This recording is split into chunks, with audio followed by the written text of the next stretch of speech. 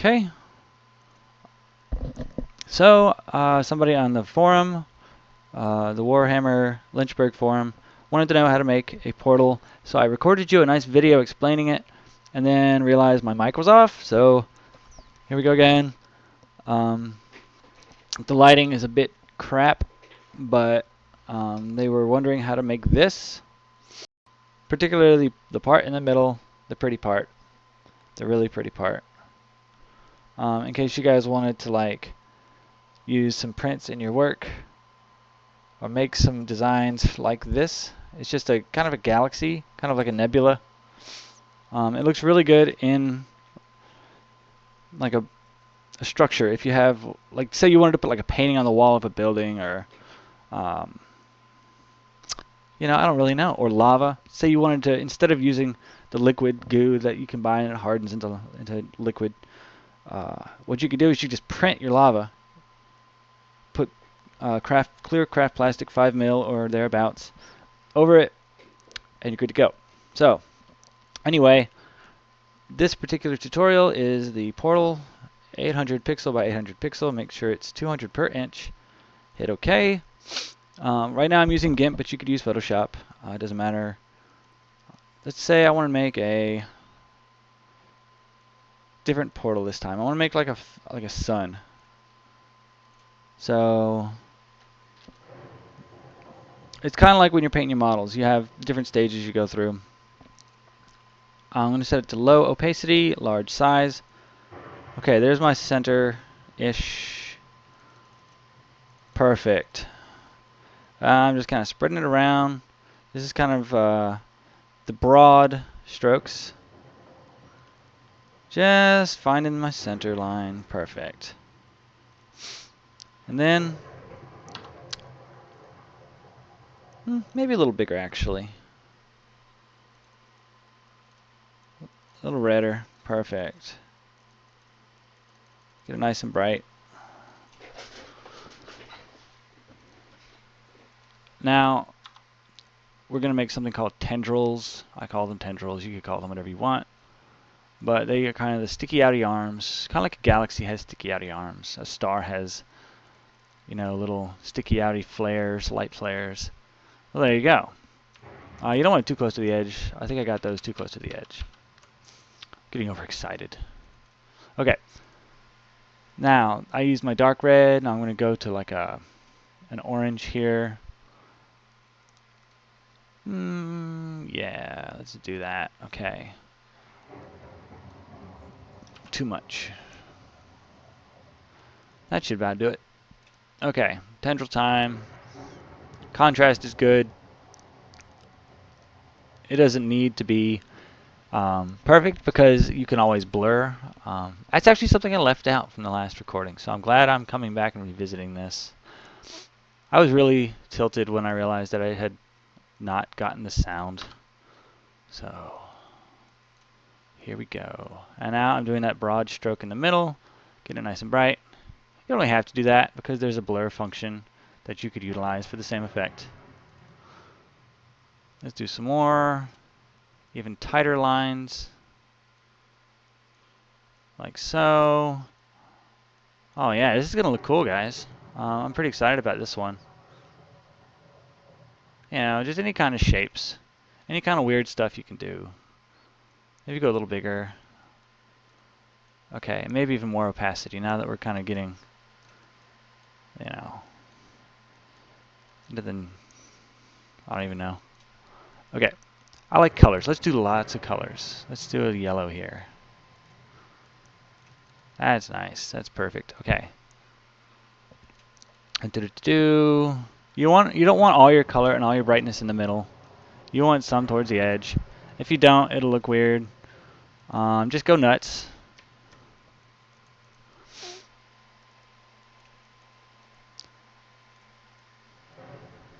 Oh, that's cool. Okay. And then, of course, the middle needs some extra attention.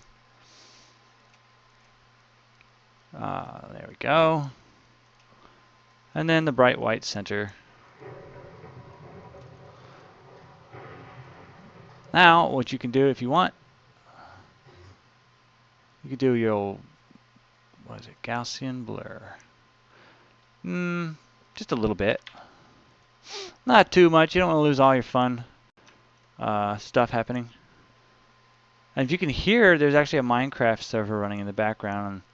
I just heard a Enderman pop out. I hope he doesn't steal my blocks. Okay, very cool, very cool. Add a little bit more definition because I'm afraid of losing too much and then having it not look good in the end. That can happen.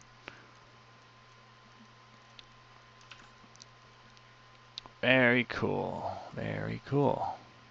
Okay, so now you've got yourself a nice little star, a nice little sun. Maybe even have the white flare out in the form of a tendril too. Anything goes. Okay, now, this is the fun part.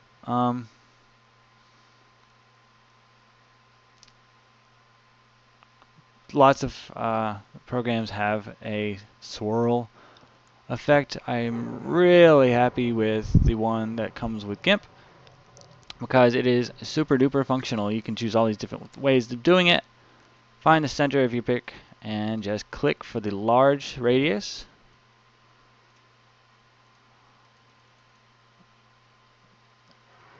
And maybe a smaller radius here to get it going.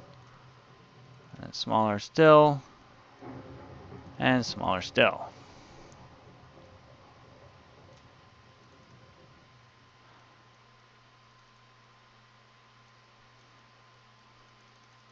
There we go. So that's my newest one. It's a lot more swirly than the other one was. Let me try that again. I can do better.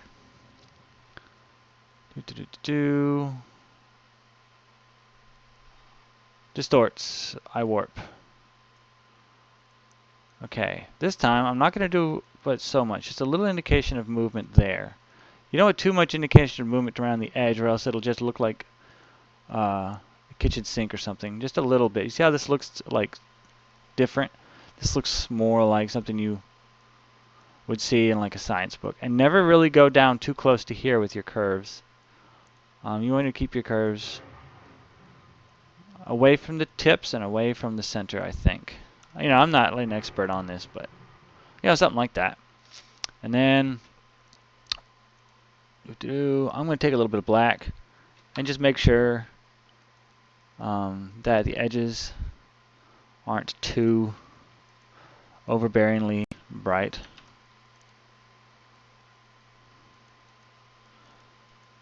There we go. Although it doesn't matter if they are, but I don't know, I'm just weird like that.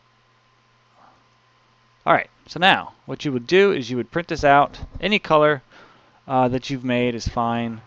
Any color portal works. I just made a yellow one today. I wouldn't do gray. It's kind of stupid, but hey, maybe that's what you want, so go for it. Anyway, you print that out. Double-sided. Make sure you center it properly and register it properly, and that it's printing pixel for pixel so you don't get any quality loss or compression. And then you'll take your scissors, you'll cut a circle once you've printed it on both sides. That's why registration is important. If you don't register it properly and you cut the circle, you could lose your center line. You could end up having white space exposed in your final copy. So if you're not like super duper good at printing stuff, get a friend to help you, maybe take it to a print shop. But anyway, then you sandwich it between your craft plastic and you're done. And 3 inches, 200 pixels per inch, 800 pixels, comes out to, I think it's 4 inches, so it's a little big. Do the math in your head and figure it out that way if you'd like.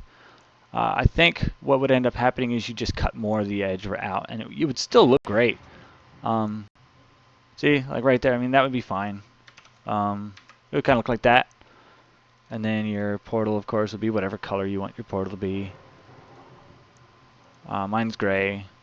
And you have your drop shadow. It wouldn't look exactly like that. Trust me, it looks really good when you print it out. It looks amazing. There's pictures on the forum if you want to look. And that's it. Thank you guys, and talk to you later.